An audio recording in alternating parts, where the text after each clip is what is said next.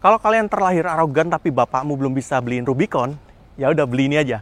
Inilah Toyota Fortuner 2800 cc GR Sport. Buat kalian yang suka koleksi samurai.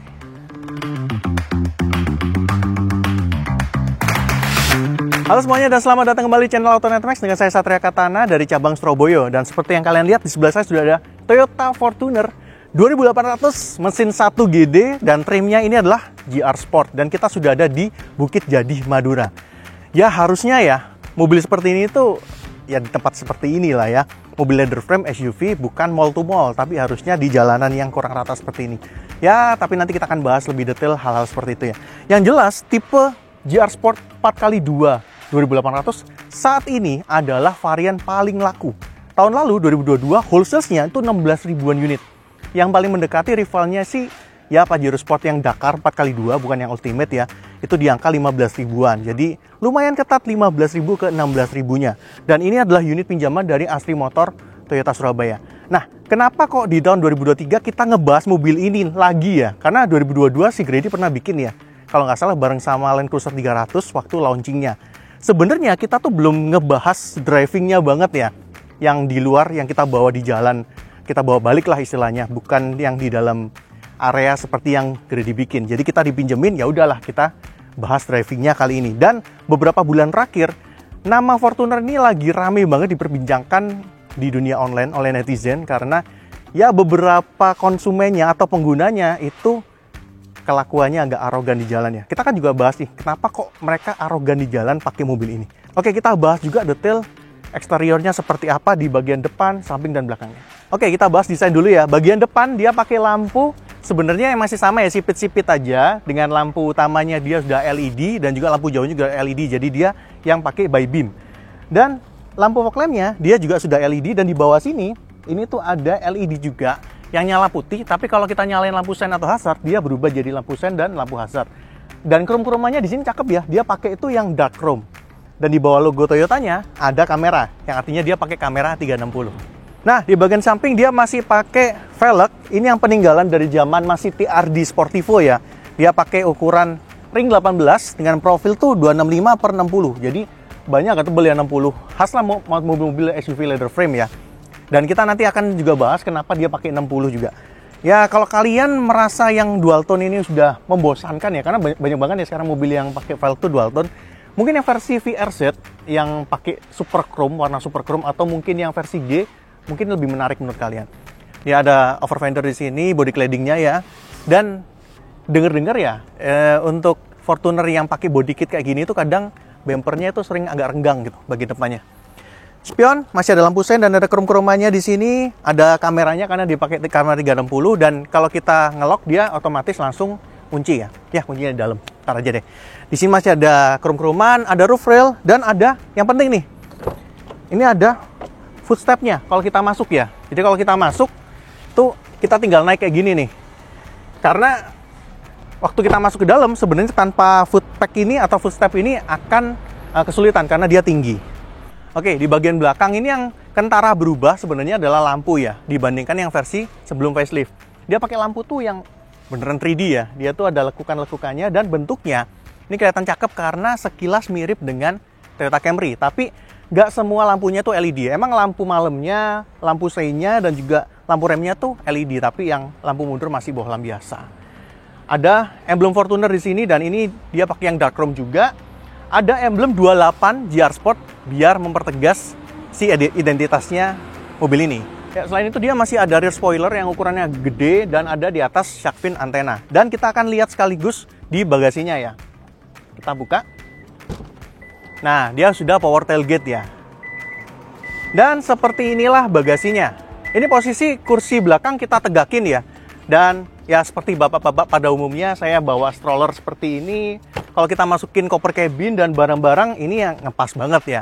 Tapi kalau kalian emang mau digedein lagi ya, monggo kursi belakang ini bisa ditekuk ke samping ya. Dan bisa dibagi 50-50. Jadi kalian kalau nggak perlu yang gede-gede banget, masih bisa ngangkut orang satu lagi di belakangnya. Dan bisa kita tutup seperti ini. Dan by the way dia tuh ada kick sensor ya. Jadi bisa pakai kaki atau di sliding. Ini berguna juga buat kalian yang mau bawa-bawa barang tapi kesusahan ngebukanya. Atau kalau kalian orangnya emosian. Daripada nendang kepala anak orang, mending nendang ginian ya. Oke, kita lihat di interiornya gimana. Oke, jadi kita udah di dalam interior dari Toyota Fortuner 28 GR Sport. Dan ada beberapa hal yang menarik ya. Pertama, ini kuncinya kayak gini ya, keyless pastinya, dan ada siluetnya Fortuner seperti ini. Dan setir dulu nih. Setir tuh ada kayu-kayuannya ya. Dia ada material kayu gitu dan warnanya hitam. Yang bawahnya kulit, ada stitchingnya warna putih. Dan di bawahnya ada warna silver dan ada embossnya GR. By the way, karena ini varian GR, otomatis emboss GR-nya tuh banyak banget. Di karpet ada, di samping sini ada ya, kalau beli yang TCO, yang scuff plate-nya. Lalu di start stop button-nya juga ada, dan di headrest juga ada. Jadi emblem GR-nya tuh banyak banget.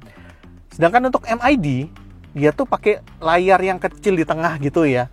Sebenarnya udah berwarna dan sudah ada indikator buat kalau kayak pintu gini masing-masing udah kebuka, sebelah kiri juga kebuka gitu, udah kepisah-pisah. Tapi informasinya emang nggak yang lengkap-lengkap banget lah ya. Paling kebanyakan untuk informasi konsumsi BBM. Jadi eko-ekoannya tuh banyak banget di sini. Kanan kirinya analog, dan untuk odometer, trip meter tuh ada tombol terpisah. Sedangkan untuk MID-nya tombolnya sebelah kanan. Dan di sini ada pedal shift ya, jadi transmisi matic-nya itu bisa kita atur dengan pedal shift di sini. Lampunya sudah auto, tapi wipernya belum. Dan di sini ada cruise control yang tombolnya nyempil terpisah di belakangnya ini. Biasanya Toyota nih ya. Selain itu, untuk bahan soft touch-nya tuh banyak ya. Di sini ada soft touch, di sini soft touch, di sini juga soft touch. At least emang semua bagian yang tersentuh sama tangan ini dikasih bahan-bahan soft touch. Tapi yang lainnya sisa-sisanya sih masih plastik yang keras biasa ya. Ada ban silver seperti ini, stitching-stitchingnya ini asli. Sayangnya dia pakai rem parkir tuh masih yang mechanical. Sedangkan di tengah sini ada cup holder yang tertutup seperti ini. Kita bisa taruh-taruh handphone gini ya. Karena nggak ada tempat buat nyimpen handphone ya. Dan ini pakai kabel karena ya di sini bisa ngecasnya pakai ini. Sebenarnya bisa sih pakai wireless charging ya di sini, tapi posisinya nyempil banget nih di sini. Kayak gitulah ya. AC-nya dia sudah digital dan juga dia sudah climate zone dan dia dual zone juga ya, jadi bisa diatur kanan sama kiri, dibedain, bisa. Sedangkan untuk head unitnya dia pakai ukuran yang masih sama 9 inci dan bisa buat ngetap e-money dan juga flash, yang di ini sudah bisa pakai flash ya, tapi nggak ada konektivitas Apple CarPlay ataupun Android Auto. Di atasnya masih ada kisi AC dan ada jam digitalnya. Berikutnya untuk kursinya, dia sudah pakai kursi kulit warna gelap ya, warna hitam dengan stitchingnya warna putih, dan dia sudah elektrik, bisa naik, bisa turun ya, bisa maju, bisa mundur, dan juga bisa recline. Dan dia juga bisa tilt dan teleskopik tentunya. By the way, jok elektriknya juga nggak cuma di driver, dia juga ada di sebelah kirinya juga. Yuk kita lihat kap mesinnya ya. Kita lihat mesinnya. Wah, ini kap mesin berat banget ya. Ini mungkin kalau cewek yang buka agak kesusahan ya. Inilah sang jagoannya, mesin 1GD FTV dengan teknologi VNT atau Variable Nozzle Turbocharger. Tenaganya 203,9 PS, torsinya hampir gope 499. Ya kita anggap gope aja lah ya, 500 Nm. Dan dia dipadukan dengan transmisi 6 percepatan torque converter. Inilah sang jagoannya, dan kita akan cobain gimana rasanya pakai mesin 2800 di Fortuner. Oke, jadi kita mulai jalan ya. Karena kita masih di Bukit Jadi, jadi ini jalannya pasti jelek ya. Kita langsung nyobain Fortuner di habitatnya yang seharusnya, bukan mall to mall ya. Tapi karena kebanyakan yang beli mall to mall, nanti kita akan coba di jalan yang mulus juga. Oke, ini di jalan yang nggak rata ya. Dan emang inilah kelebihan atau keunggulan dari sebuah SUV leather frame. Kalau kalian lewatin jalan yang busuk kayak gini ya, kalian tuh lebih tenang lah, lebih peace of mind gitu ya. Karena pertama dia punya rangka leather frame yang kuat, yang rigid, dan kaki-kakinya juga mampu buat ngelewatin jalan-jalan seperti ini ya. Walaupun ya sebenarnya yang kita pakai ini pakai ban HT ya, tadi lubang ya, tapi masih aman karena mobil ini tuh jarak tanahnya tinggi, bannya tebel, kaki-kakinya kuat. Jadi kalau kalian emang kepengen SUV yang emang mampu buat ngelewatin jalan-jalan seperti ini, ya inilah opsinya. Oke, kayaknya cukup kalau ngelewatin jalan kayak gini. Kita akan langsung geser ke jalanan yang empuk buat ngerasain gimana performa mesinnya. Nah, kita udah geser ke Surabaya lagi ya, udah di dalam kota lagi, dan kita akan merasakan beberapa aspek yang pengen kita rasain dari si Fortuner 1GD ini ya. Pertama, visibilitas. Jadi ini duduk, kalau kita lihat ke depan itu jelas semuanya ya. Dan ini duduk, saya udah duduk yang paling pendek, itu posisinya masih commanding banget. Jadi kap mesin tuh kelihatan ya. Jadi lihat ke depan tuh nggak ada masalah, dan kita lihat ke depannya tuh enak ya karena posisinya tinggi. Lalu spion kanan kiri ini juga gede, dan lihat ke belakangnya juga jelas, tapi emang pilar A agak sedikit gede ya, agak sedikit mengganggu. Jadi ini blind spot nih. Tapi kalau kalian mungkin merasa kurang gitu ya, kita masih dibantu nih dengan adanya sensor parkir di belakang dan juga ada sensor di depan ya, corner sensor ya. Plus kita dapat kamera 360 yang citranya itu kita bisa lihat kanan kiri depan belakang itu bisa kita ganti-ganti di head unitnya. Jadi nggak ada masalah. Sedangkan di tengah kalau kita lihat spion tengah ke belakang juga nggak ada masalah. Dia spionnya gede, kacanya belakang gede, dan dia juga sudah elektrokromatik. Oke, berikutnya kita juga mau bahas getaran dan juga kegedapan kabinnya. Kalau ngomong kegedapan kabin, sebenarnya sih nggak kedap-kedap amat ya. Bukan yang terkedap di kelasnya yang jelas. Karena motor lewat, sayap-sayap suaranya juga masih masuk ya. Dan untuk suara mesin, sebenarnya kalau kita jalan sekarang nih, putaran mesin ini 1000 RPM. Ini suaranya sih masih sangat tertolerir lah. Ini diesel yang salah satu yang cukup halus ya. Tapi masih masuk, tapi masih sayup-sayup kecil-kecil aja, dikit-dikit aja. Kita gas dikit. Nah, di 2000 mulai masuk nih. Ntar di 2500 sampai 3000 suaranya lebih kencang lagi. Mungkin ya ini bukan sebuah masalah yang berarti, karena kalau emang kalian beli mobil diesel dari awal ya, willingly beli mobil diesel, pasti kalian sudah tahu bahwa diesel itu punya suara yang khas. Mungkin malah itu salah satu aspek kenapa kalian beli mobil diesel, karena suka dengan suaranya, suara-suara yang renyah-renyah gimana gitu lah. Jadi kalau emang dari awal terganggu dengan suara diesel mah ya dari awal nggak usah beli diesel lah, beli bensin aja sekalian. Dan berikutnya kita juga mau bahas handling ya. Kalau handling mah buat mobil yang seperti ini ya pasti nggak tajam lah ya. Ini mobil tinggi, gede, tentunya bukan buat yang entusias banget yang kepengin tajam nyetirnya. Tapi lebih cocok di jalanan yang kayak kita lewatin tadi ya, yang di Jadi tadi, yang jalanannya gak bagus, jalannya harus pelan, dan emang jalannya busuk lah istilahnya. Ini sih joknya sih nggak terlalu ngebekep banget ya. Dan dia nggak ada lumbar support walaupun semuanya sudah elektronik ya. Tapi so far so good lah. Kita cari posisi duduk yang nyaman juga, atau yang paling pas gitu, nggak terlalu susah, karena ya tadi udah teleskopik, terus pengaturannya juga sudah lumayan lah. Nah, untuk respon pedal gas dan pedal rem, ini yang menarik. Remnya digital banget, jadi antara di rem atau enggak gitu ya. Jadi nggak bisa yang diukur-ukur banget. Jadi kalau kalian ngerem ya diinjek agak dalam gitu ya. Sedangkan pedal gasnya ini sih khas mobil-mobil dieselnya Toyota ya. Kalau ditoel dikit itu belum ngegas.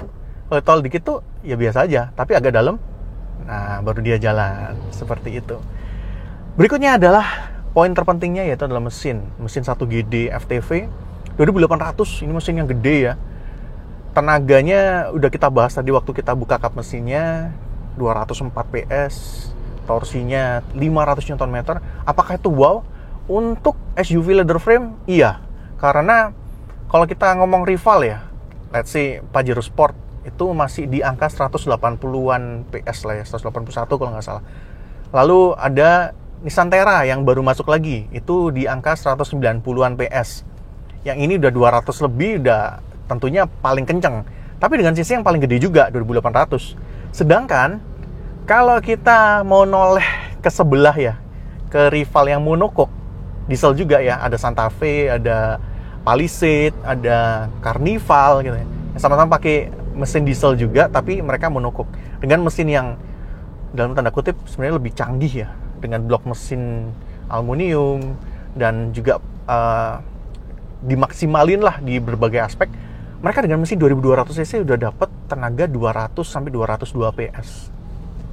2800 204 PS. Torsinya juga gitu. Ini 500, sedangkan yang di rival itu dengan 2200 sudah dapat sekitar 450-an. Jadi ya balik lagi ya. Ya bukan yang wow banget, tapi kalau kita ngomong Fortuner dibandingnya 24, emang iya, ini wow efeknya kerasa banget.